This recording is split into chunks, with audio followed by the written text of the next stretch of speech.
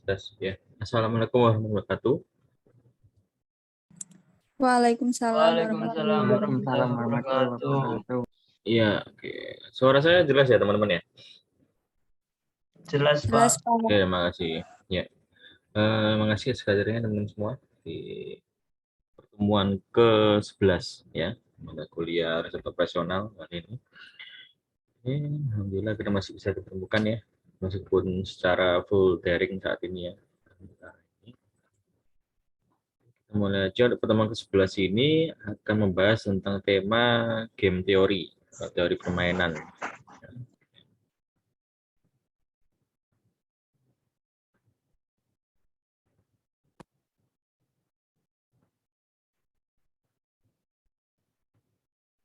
Di layar sudah terlihat belum ya untuk materinya?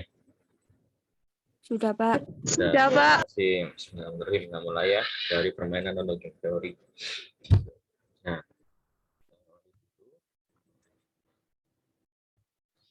dari permainan itu disebut dengan metode optimalisasi untuk penyelesaian secara optimal. Ya. Ada masalah, dua orang atau lebih, atau dua kelompok atau lebih yang secara simultan atau secara bersamaan itu punya kepentingan untuk mengoptimalkan pencapaian tujuan mereka. Ya, dari permainan ini bisa biasa diasumsikan dengan teori tentang kompetisi, gitu ya. Sejarahnya ini dimulai oleh James Waldegrave pada tahun 1713 yang memperkenalkan konsep minimax sebagai cara untuk penyelesaian permainan antara dua orang dengan strategi campuran. Ya.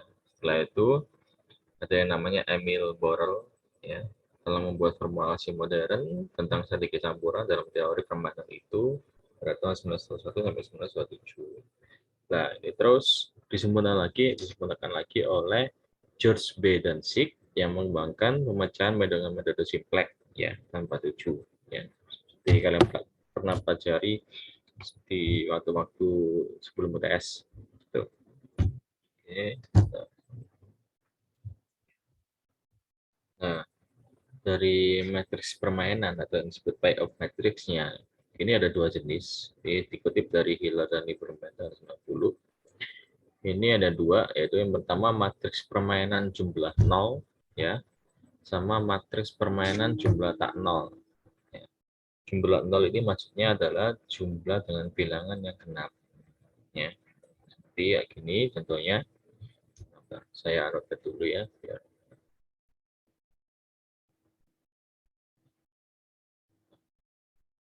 Nah, ini antara pemain A ya dan pemain B. Ya, ini ada dua orang pemain nih. Masing-masing punya strategi ya, strategi A1, A2, A3, tiga jenis strategi dari pemain A, dan pemain B ada tiga jenis strategi, yaitu strategi B1, B2, dan B3. Tuh.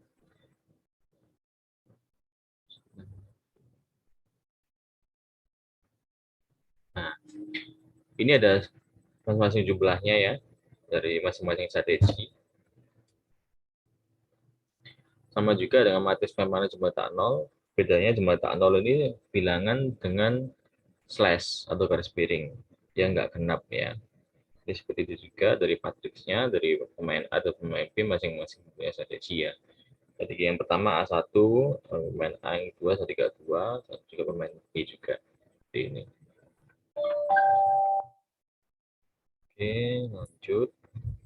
Nah,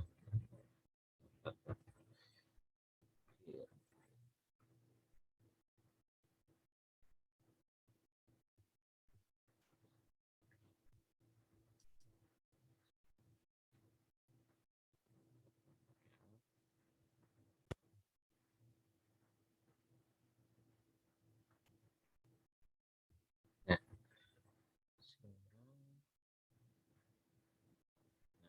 matriks permainan jumlah 0 ya.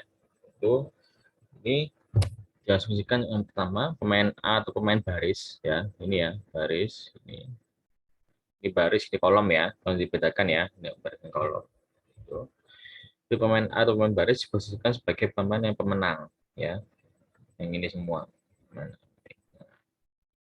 dengan tiga jenis strategi A-nya. Terus pemain B itu pemain kolom, ya, diposisikan sebagai yang kalah. Ini, ya, itu. Jadi bilangan dalam matriks ini menunjukkan bahwa kuantitas kemenangan atau kekalahan. Jadi bilangan yang positif, ini positif semua ya, kecuali ini yang negatif determin 1, ini menunjukkan kuantitas kemenangan bagi pemain A dan menunjukkan kekalahan bagi pemain B. Itu. Jumlah kemenangan bagi satu pemain sama dengan jumlah kekalahan bagi pemain lain. Nah, sebenarnya seperti itu.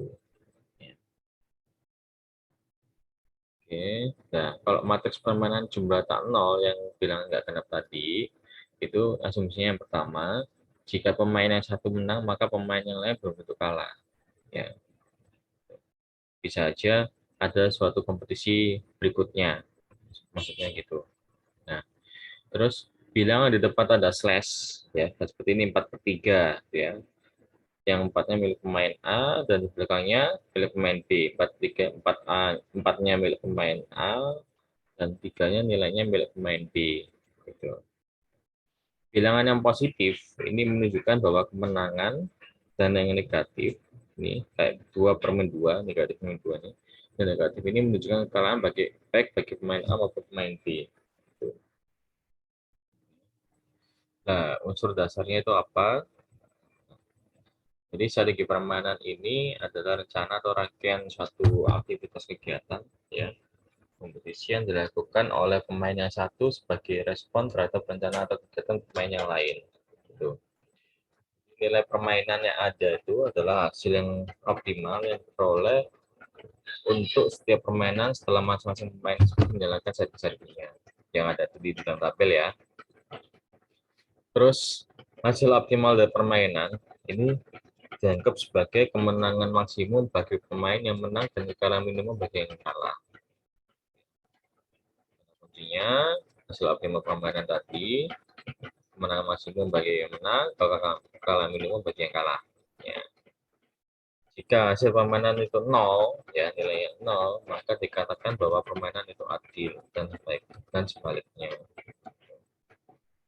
Suatu strategi dikatakan dominan terhadap strategi yang lain, yang diunggul terhadap strategi yang lain.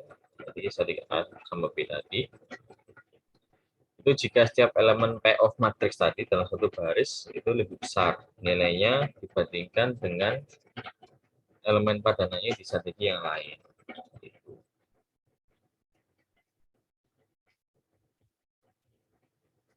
Yang lain dari payoff matrix itu, yaitu kedua pemain atau kelompok pemain berpikir secara rasional, ya, permainan nyata. Ya. Terus kedua pemain atau kelompok pemain memiliki strategi hanya untuk kepentingan dirinya. Ya, masing-masing punya data sendiri ya, dari situ sendiri ya strateginya. Terus selanjutnya, kedua pemain atau kelompok pemain saling mengetahui strategi lawan. Sebelumnya sudah disurvei dulu sebelumnya, strategi lawan yang akan atau biasanya dipermainkan itu seperti apa. Terus kedua pemain atau kelompok pemain mengetahui nilai keputusan atau payoff dari setiap keputusan yang dibuat. Seperti nilai dalam tabel tadi ya. Jadi, permainan dilakukan dengan memilih strategi-strategi secara berulang-ulang sampai berperoleh pemecahan masalah yang optimal. Ya. Jadi kalau strategi tersebut yang belum menghasilkan nilai secara optimal atau belum menghasilkan kalah atau kemenangan mutlak, maka akan terus dilanjutkan. Oke, klasifikasinya sudah dari jumlah pemain. Ini ada 2 pemain, terus 3 pemain, sampai dengan lebih dari 3 pemain ya. Terus nilai permainan, ini ada nilai 0 dianggap adil, dan nilai tak 0 yang enggak adil. Hasil akhirnya maksudnya. Terus strategi permainan ini ada yang murni, ada yang campuran.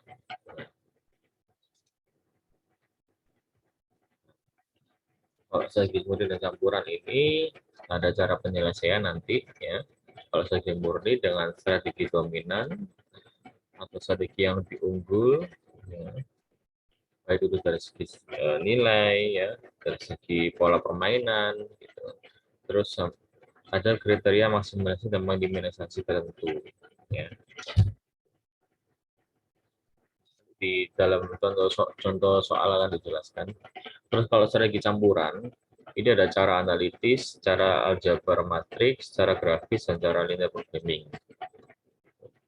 Ini saya lebih tekankan nanti contoh-contohnya di pertemuan sekarang sama Nurpan yang tadi murni ya, teman-teman ya. Kalau pengetahuan penunjangnya di sini adalah ada teori peluang, aljabar matriks, ini berhubungan dengan statistik, terus analitik sama dengan linear programming ya. Yang pernah kalian pelajari sebelum kita SD.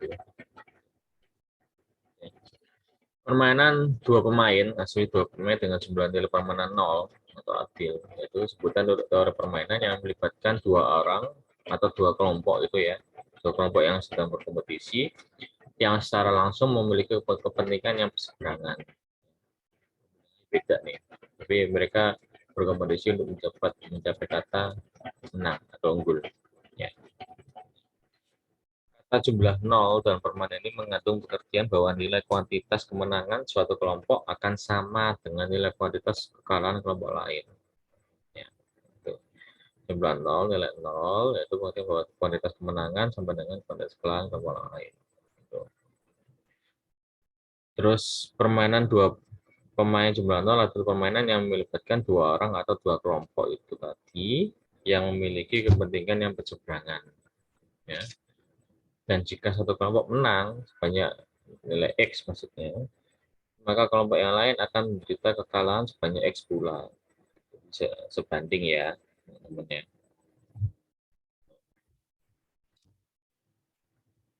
Nah, strateginya yang tadi dijelaskan ada strategi murni dan strategi campuran. Strategi murni ini penyelesaian dilakukan dengan menggunakan strategi dominasi, atau lebih unggul, atau konsep maksimisasi untuk pemain baris dan minimalisasi untuk pemain kolom. Ya, yang ada di awal, pemain baris pemain A, pemain kolom pemain B. Nah, contohnya seperti itu. Jadi dalam strategi ini pemain akan menggunakan satu strategi tunggal untuk mendapatkan hasil yang optimal dengan satu poin yang sama. Strategi tunggal. Terus strategi campuran, strategi ini dilakukan bila strategi murni belum memberikan penyelesaian yang optimal. Ya. Jadi diperlukan strategi campuran. Sehingga perlu dilakukan tindak lanjut untuk mendapat titik optimal dengan usaha mendapatkan setel poin yang sama. Nilai perolehan akhir yang sama. Nah, ini udah mulai ke contoh kasus untuk strategi yang murni ya, dengan menggunakan strategi dominan tadi, yang unggul. Jadi penggunaan strategi dominan itu dapat digunakan bila dalam tabel matriks atau payoff matriks itu terdapat strategi-strategi yang mendominasi strategi lain. Ya. Ada strategi dari pemain A atau pemain B yang lebih unggul itu maka dapat digunakan strategi yang dominan. Ini memang dalam dunia nyata sehingga ini ya terjadi ya. Oke, tabel matriks permainan ini contohnya.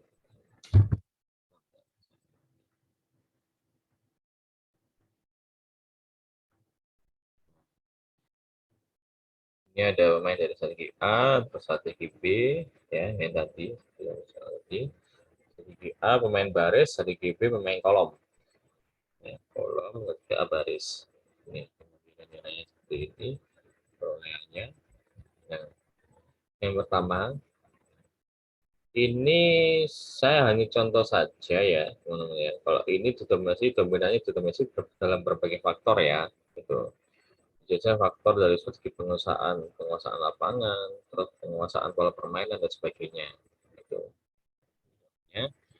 Yang pertama, strategi A3 ini ya, didominasi oleh strategi A1. Ya, jadi pemain A pasti nggak akan memilih strategi A3 karena ini dianggap akan jika memakai strategi ini akan kalah, maka strategi A3 dihapus, contohnya gitu. Terus problematis kemana strategi A3 dihapus seperti ini tadi. Nah, terus setelah itu jika strategi A3 strategi baris saya dihapus,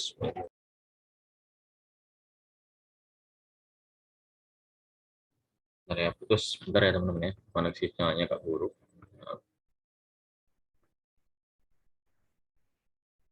Oke. Suara saya sudah terdengar lagi ya?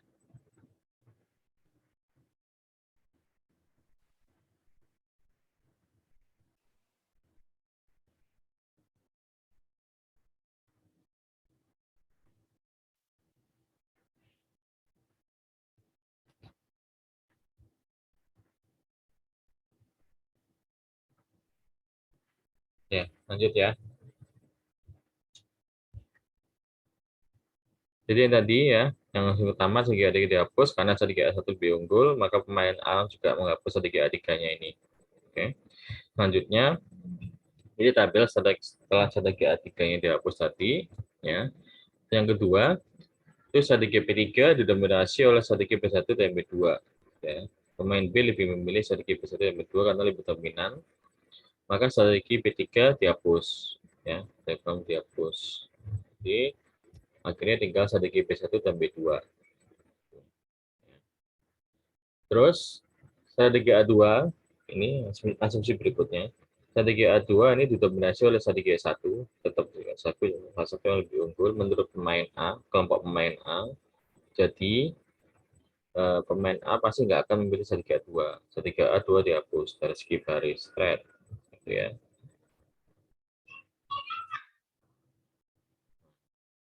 Strategi A2 dihapus. Terus setelah itu ini ada tinggal dua nilai dan pemain A tetap mempertahankan strategi A1-nya, pemain B masih ada dua strategi di strategi pemain kolom. Terus asumsi keempat, strategi B2 ini ya, didominasi oleh strategi B1. Jadi pemain B pasti nggak akan memilih strategi B2, maka strategi B2 dihapus. Ya. Jadi ini polanya tadi dari pemain A dulu, terus pemain B yang menghilangi bagaimana, pemain A lagi, pemain B lagi sampai tercapai satu strategi yang unggul di kedua belah pihak ya. Nah, ini ada satu nilai aja. Nah, tapi ini tabel matriks permainan setelah strategi A3, B3, A2, dan B2 dihapus tadi. Jadi, di akhir permainan, ya, pemain A ini akan memilih strategi A1, dan pemain B memilih strategi B1-nya. Jadi, pemain A ini memperoleh kemenangan satu-satuan, dan pemain B mengalami kekalahan satu-satuan. Nilainya ini. Gitu. Oke. Itu konsepnya dari permainan hingga tercapai satu nilai yang diunggulkan oleh masing-masing kelompok yang berkompetisi. Gitu. Itu ya, oke. Silakan kalau ditanyakan dari konsep awal teori permainan. Ini ada dua pertemuan ya dari permainan ya. Yang sekarang lebih ke arah teorinya dan konsepnya. Minggu depan lebih ke arah contoh ini ya, hitungan yang lebih lanjut ya teman-teman ya. Minggu depan insya Allah metodenya biar saya bisa jelaskan di papan langsung harapannya.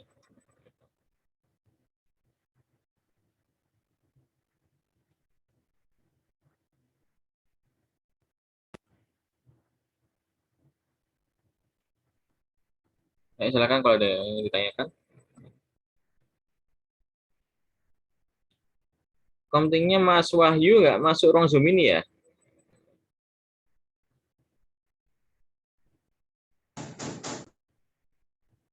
Oh ada ya, Mas Wahyu Dardi ya.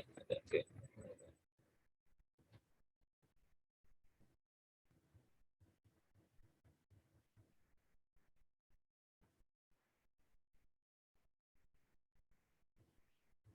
Oke, silakan teman-teman kalau ada yang ditanyakan.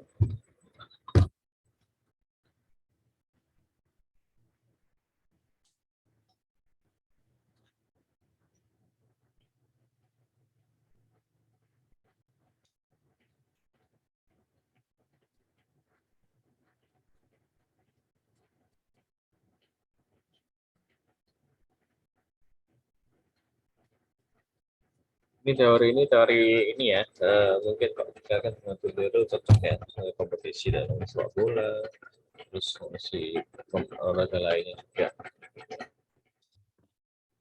Jadi strategi mana yang lebih unggul itu yang dipilih oleh pihak atau kelompok yang menang nantinya, yang nilainya akan digunakan untuk hubungan lebih lanjutnya nanti di teori ini.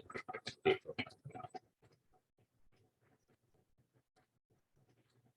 Jangan lupa absensinya di e-learning. Ya.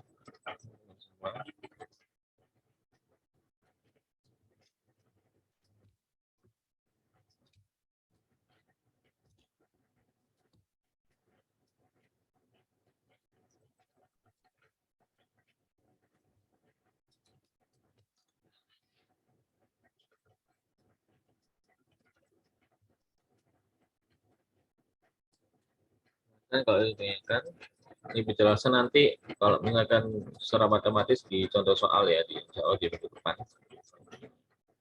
Jadi masih ini konsep dan teorinya.